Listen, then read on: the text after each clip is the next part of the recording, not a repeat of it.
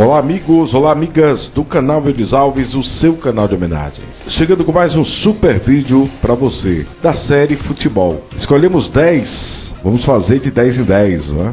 Falando de grandes jogadores como Tesourinha. Osmar Fortes Barcelos, mais conhecido como Tesourinha, nasceu em Porto Alegre, no Rio Grande do Sul, em 3 de outubro de 1921. Faleceu em Porto Alegre em 17 de junho de 1979. Um grande jogador brasileiro que atuava como ponta direita. Ele jogou pelo meu Vasco da Gama em 1949 e ficou até 1952. Mas ele começou no Internacional, passou pelo Grêmio ainda e participou também do Nacional de Porto Alegre, onde ele encerrou sua carreira. Ainda defendeu a seleção brasileira de 44 a 1950. E temos que contar algumas curiosidades, né? Ainda em 1949, Tesourinha transferiu-se do Internacional para o Vasco, por uma quantia considerada uma fortuna na época, e estreou no dia 4 de janeiro de 1950, na qual o Vasco venceu Portuguesa. E Tesourinha marcou um gol cobrado de falta e fez parte do lendário Expresso da Vitória. Ele faleceu no dia 17 de junho de 1979, aos 57 anos de idade, vitimado por um câncer no estômago. Grande lenda. Vamos lembrar agora do jogador Alfredo Brilhante da Costa. Conhecido como Brilhante, foi um grande zagueiro. Ele atuou no meu Vasco da Gama de 1924 a 1933, mas começou e encerrou sua carreira no Bangu. E ele atuou na seleção brasileira na primeira Copa do Mundo de 1930. Segundo a história contada pelo Jornal dos Esportes de 1970, ele teria sido o verdadeiro inventor do chute de bicicleta ao invés de Leônidas. Isso é informações do Wikipédia. Ele saiu do Bangu e foi transferido para o Vasco da Gama,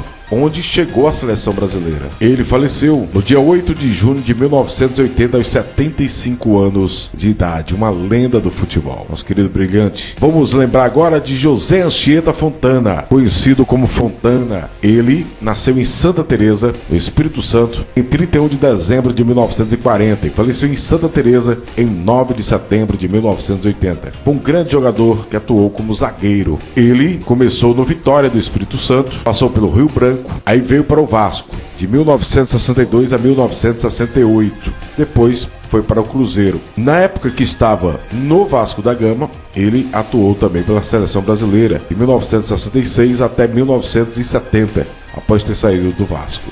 Ele, no meu Vasco da Gama, formou dupla defensiva com Brito, a qual quero mandar um abraço, está entre nós, grande jogador Brito. E em 1969 ele quando deixou o Vasco para defender o Cruzeiro, e ambos, né, foram convocados para a seleção da Copa do Mundo de 70. Sagrando-se campeões do mundo pelo Brasil. Que história! Ele encerrou a carreira em 72, 8 anos mais tarde, durante uma partida de futebol entre amigos, Fontana sofreu um ataque e faleceu com apenas 39 anos de idade. Faleceu jovem demais. Grande lendário Fontana. Vamos falar agora de Walter Vasconcelos. Ele que começou no meu Vasco da Gama. Walter Vasconcelos Fernandes, nascido em Belo Horizonte, no estado de Minas Gerais, em 25 de maio de 1930 e faleceu em Brusque, em Santa Catarina, em 22 de janeiro de 1983. Ele era conhecido como Bagaço e Boêmio. Começou no meu Vasco da Gama em 1949 e ficou até 1950. Depois foi para o Portuguesa, passou pelo Santos, Jabaquara, Náutico e encerrou no Apucarana, defendendo a seleção brasileira em 1955 em 2 jogos. E Vasconcelos foi um dos responsáveis por cuidar de Pelé quando jovem chegou ao clube de Santos. Seus primeiros passos no mundo da bola nas categorias amadoras do Vasco,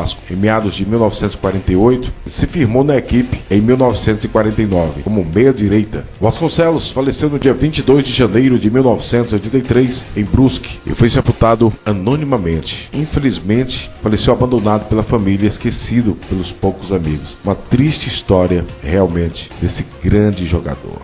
Informações do Wikipédia. Vamos lembrar o lendário feitiço, o imperador do futebol, Luiz Fernandes e Macedo Matoso, mas foi conhecido como Feitiço. Nasceu em São Paulo em 29 de setembro de 1901, faleceu em São Paulo em 23 de agosto de 1985. Ele jogava como centroavante e ficou realmente bastante conhecido por jogar pelo Santos, né? Mas ele também jogou no Vasco da Gama nos anos de 1936 a 1937. Também chegou a jogar fora do Brasil no Peñarol. Grande jogador realmente. No Vasco da Gama ele ganhou o título de campeão carioca de 1936. Ele faleceu no dia 23 de agosto de 1985, aos 83 anos de idade. Ele tinha duas nacionalidades, brasileiro e uruguaio. Estou tentando com o maior carinho fazer para vocês essa série, falando de jogadores, de lendas do passado do futebol. Já falamos aqui de famosos jogadores que faleceram em acidentes de carro.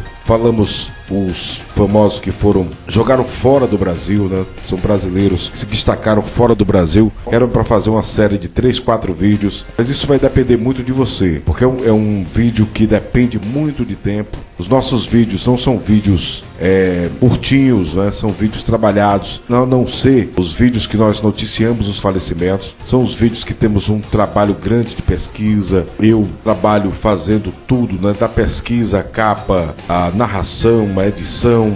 Conto às vezes com a ajuda do meu filho, mas também estuda para que faça pelo menos a pesquisa para mim, mas ele também tem o tempo dele corrido, tem a juventude dele para fazer as coisas, então depende de muito tempo. Eu vou fazer esse vídeo relembrando de 10 jogadores do meu time do coração, Vasco da Gama. Está programado para fazer do Flamengo, depois de outros times. Tem vários temas que nós já pré-pesquisamos, mas isso vai depender se você gosta ou não desse conteúdo. Porque você passar 4, 5, 6 horas do seu dia se dedicando a um vídeo e no final ele apresentar 400, 500 visualizações, desmotiva qualquer o youtuber, não é só Eudes Alves não, mas qualquer um, porque é um vídeo que leva um tempo maior para fazer. Nós já fizemos várias outras séries que nós tentamos fazer, fizemos Faroeste, mas aí começou a dar 400, 300 visualizações para um vídeo que você gastava um dia para fazer. Então depende muito do que o nosso inscrito quer. A gente tenta fazer, resgatar a memória. Então eu espero que vocês compreendam esse desabafo que eu estou fazendo. Então vamos ao vídeo de hoje, tema futebol, relembrando os jogadores do meu Vasco da Gama, meu time do coração, mas já está programado também a gente fazer o Flamengo. Vai depender do tempo realmente, um tempo extra, tá? Para que a gente possa fazer esse vídeo semanalmente, tá bom? O seu apoio, compartilhe com os amigos. É importante o seu compartilhamento para que mais pessoas conheçam as histórias desses grandes jogadores.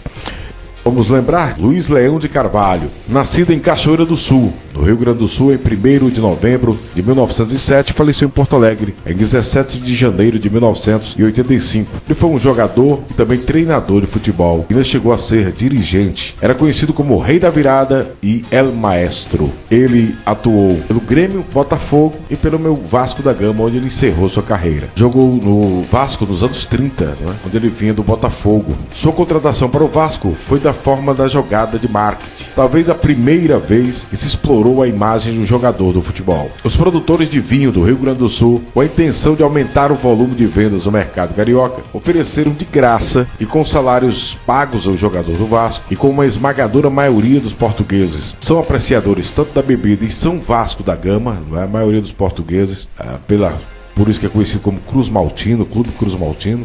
E fizeram essa jogada e aumentou demais as vendas, né? E ele ainda defendeu, né, a seleção na primeira Copa do Mundo, na década de 30. Ele faleceu no dia 17 de janeiro de 1985, aos 77 anos de idade. E o CT do Grêmio leva seu nome, batizado de Centro de Treinamento Luiz Carvalho. Olha que honra, hein?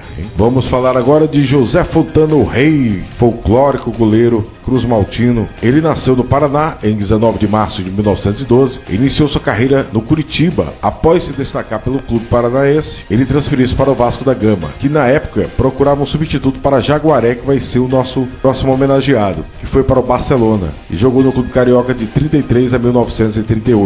Era um polêmico jogador, né? E logo que chegou a São Januário, ele, como era conhecido como rei, começou a ser convocado para a seleção brasileira. Ele era um goleiro fantástico. Jogou pelo Curitiba, pelo Bom Sucesso, Bangu, Bragantino. Faleceu no dia 3 de abril de 1986, aos 74 anos de idade. Grande lenda do futebol. Vamos falar agora também do lendário goleiro Jaguaré. Jaguaré Bezerra de Vasconcelos. Nasceu no Rio de Janeiro em 14 de maio de 1905 e faleceu faleceu em Santo Anastácio, no estado de São Paulo, em 27 de agosto de 1946. Um jogador brasileiro que atuava como grande goleiro realmente. Ele era conhecido como Dengoso e Le Jaguar. Ele começou no meu Vasco da Gama, 1928 a 1931. De lá foi transferido para o Barcelona. Olha a importância. De 31 a 1932. Depois voltou para o Brasil, jogou pelo Corinthians. Depois voltou para Portugal, onde foi para o Sporting. Jogou também pelo Marseille, que é o Olympique de Marseille,